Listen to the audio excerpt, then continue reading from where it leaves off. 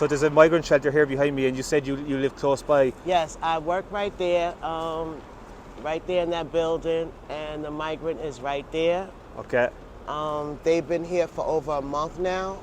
No one told us they were going to come. We're here. I do work here, and I get off late at night, and sometimes I am afraid of walking out in the dark by myself because I don't know. There's really no security over here. If you've been out here at night, you'll see how dark it is. There's no light. Okay. So it is very dangerous out here. And I don't understand why they don't let us know and give us a chance to speak up on if we should have migrants here, and no security.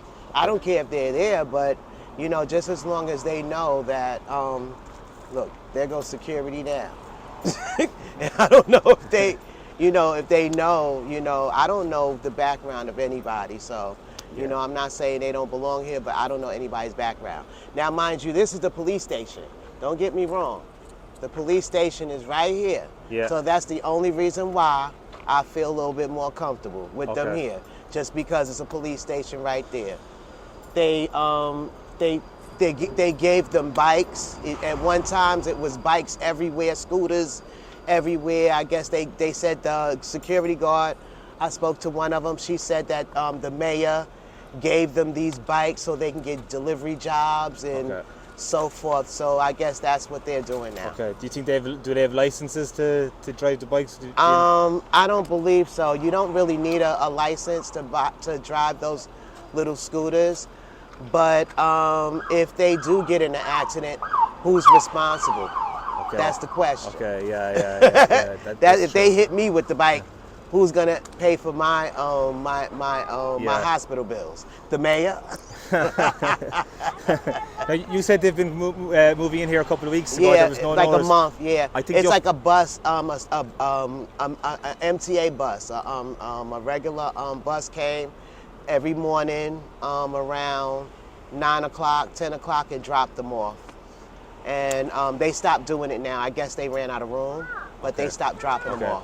Yeah, I think the mayor said yesterday 330 are in there now, and it's going to be up to 1,000 maximum. Yes, it's a lot. Yesterday was the first official announcement that they're being moved in there. It's a lot. What are your whole thoughts on the migrant shelters? You said you're from, you live in Ravenswood. Yeah, I live in Ravenswood. I live like 15, 20 minutes away.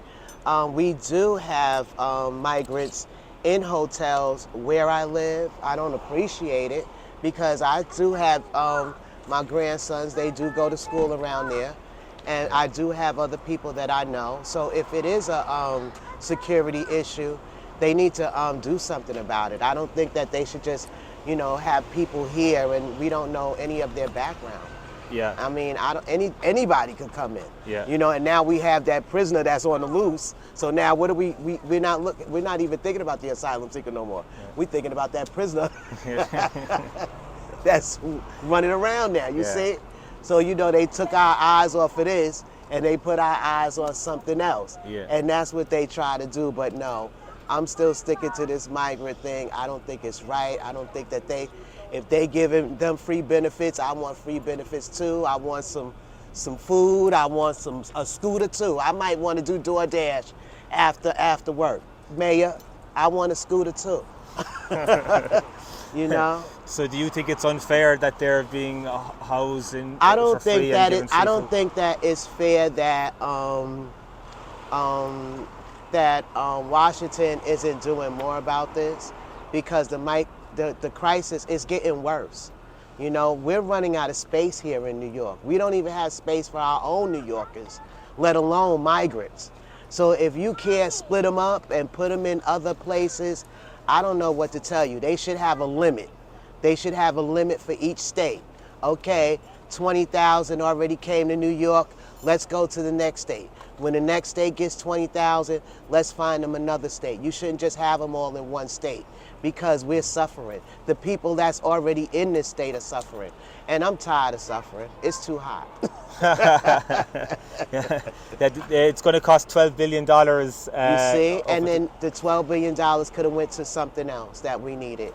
We need better education for our own kids. Now we have children here that don't even speak language, that they're going to take away time from our children. So now our children are getting less educational time because now they got to teach these children how to even speak English. Yeah. Yeah. I think there's been 20,000 new migrant children are starting this semester. Today is the first day of school, actually. Exactly. And now they have all these. Now they need all these English as a second language teachers. And what about our children? Yeah. I mean, we really need extra curriculum going on too. What do you think the mayor should be doing in terms of should he be housing them? What is the solution to this? And do you think it's what? I think that the mayor should house the New Yorkers that's already in the shelters first, place them, and then put the migrants in their places. Okay. I've been to the shelter, so I know. And I've never been called for housing. I have 5 children, and it was hard. We had to I had to make sure my kids was in school. I had to go back to the shelter and make sure I was there just in case they called me or called my name. So we New Yorkers are going through worse. Migrants they got it good. I want to get on the bus. I want to get on one of the migrant buses. What do you think of the Joe Biden administration and the migrant crisis? Do you think they're letting it happen, or do you? Well, you know what? Joe Biden is putting too much effort in the Ukraine, I think. I think he's talking about too many other countries, China, or countries that don't have anything to do with his. He's spending all of this money on all these other countries, and his country is going to the pot. This country is just totally out of hand. If he would have put much more effort than he did in Ukraine, in America, all of us would be so much better off. Where did he come up with this money? That's what we going through. People are hungry here. People are homeless here. We have mental crisis here in America.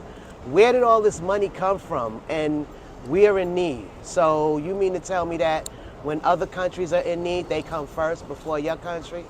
I need to know. Did you vote for him in the last election? Yes, I did, because I thought he was going to do something, better than Trump. I didn't want Trump to win, but it seems like he's going to win this time because it doesn't matter, because now everybody's thinking a crook is a crook. Biden's a crook, Trump's a crook, so it don't matter which crook wins. So who will you vote for in the next election? I'm not even voting at all. But if Kennedy was to put his hand in it, I would vote for him. RFK Jr. Yeah, I would vote for him. Okay, he's running. Do you think he'll get the nomination? I'm hoping. I'm crossing my fingers, because I really think that we really need more younger blood in there, because younger blood understands today's times. Okay. The older ones, that generation is gone, and the world is so much different now. We need younger blood that's sitting in the Oval Office. What appeals to you about RFK Jr.? His honesty, okay, his transparency. We know about his family. I grew up, with his family or whatever, and I trust him. Okay. I trust him to do the right thing. All right. Okay. They're not all these wealthy, families where they got all these big I trust him. All right. Okay. Yeah. Thank you very much.